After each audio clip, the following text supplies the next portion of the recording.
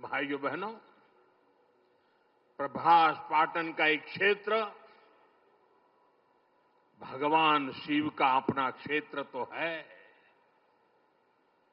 इसकी पवित्रता भगवान श्री कृष्ण से भी जुड़ी है। महाभारत काल में पांडवों ने भी इस तीर्थ में तपस्या की थी।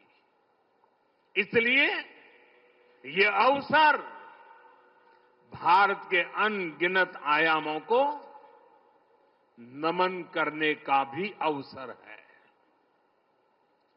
ये भी एक सुखद संयोग है कि आज जब सोमनाथ मंदिर के इस स्वाभिमान यात्रा के 1000 साल पूरे हो रहे हैं, तो साथ ही 1951 में हुए इसके पुनर्निर्माण के 75 साल भी पूरे हो रहे हैं।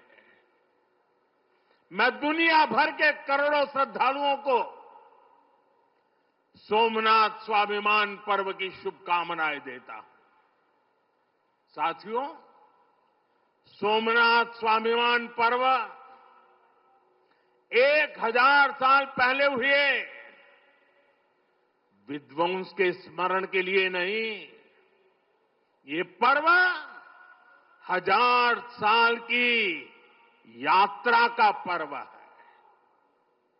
साथ ही ये हमारे भारत के अस्तित्व और अभिमान का पर्व है, क्योंकि हमें हर कदम पर, हर मुकाम पर सोमनाथ और भारत में अनोखी समानताएं दिखती है। जैसे सोमनाथ को नष्ट करने के एक नहीं अनेकों प्रयास हुए, दुष्प्रयास हुए, उसी तरह विदेशी आक्रांताओं द्वारा कई सदियों तक भारत को खत्म करने की लगातार कोशिशें होती रही, लेकिन न सोमनाथ नष्ट हुआ और न ही भारत नष्ट हुआ। क्योंकि भारत और भारत की आस्था के केंद्र एक दूसरे में समाये हुए हैं।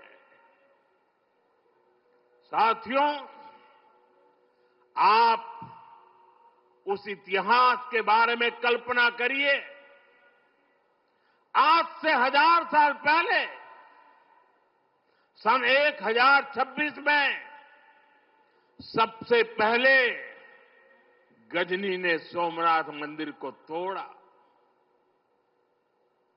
उसे लगा उसने सोमनाथ का वजूद मिटा दिया, लेकिन कुछ वर्षों के भीतर भीतर सोमनाथ का पुनर्निर्माण हो चुका था। 12वीं शताब्दी में राजा कुमारपाल ने मंदिर का भव्य जीर्णोद्धार करा दिया था, लेकिन 13वीं शताब्दी के अंत में अलाउद्दीन खिलजी ने सोमनाथ पर फिर आक्रमण का दुस्साहस कर दिया। कहते हैं जालोर के रावल ने खिमजी सेनाओं से जमकर लोहा लिया। इसके बाद 14वीं शताब्दी की शुरुआत में जूनागढ़ के राजा द्वारा फिर से सोमनाथ की प्रतिष्ठा संपन्न कर दी गई।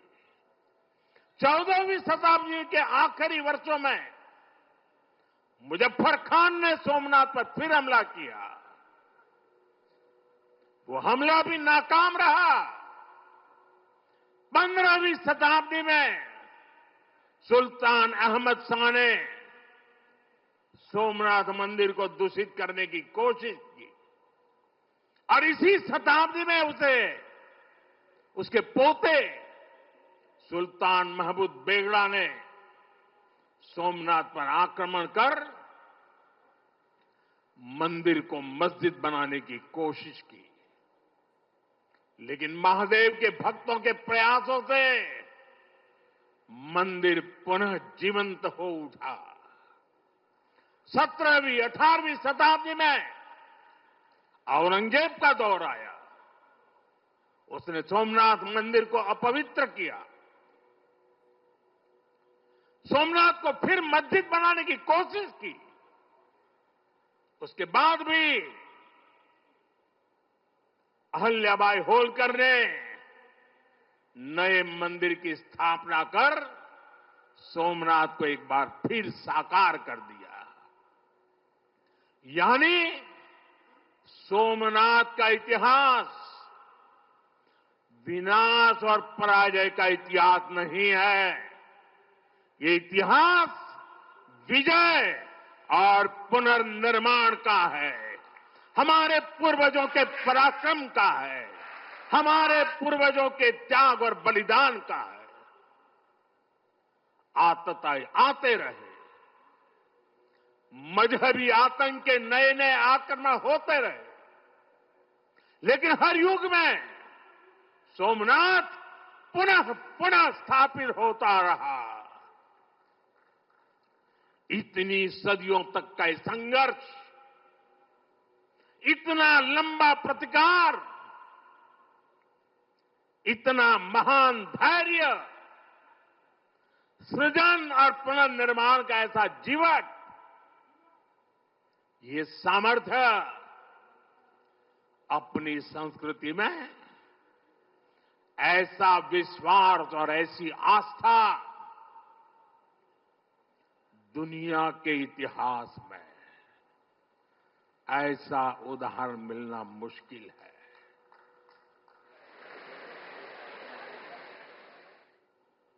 जरा मैंने जवाब आपजो वेला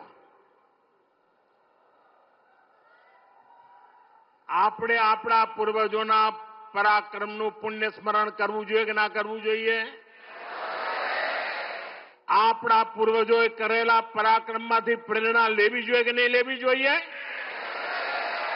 એવો કોઈ દીકરો હોય, એવા કોઈ સંતાન હોય કે જે પોતાના પૂર્વજોને ભૂલવા માટેના નાટક કરે?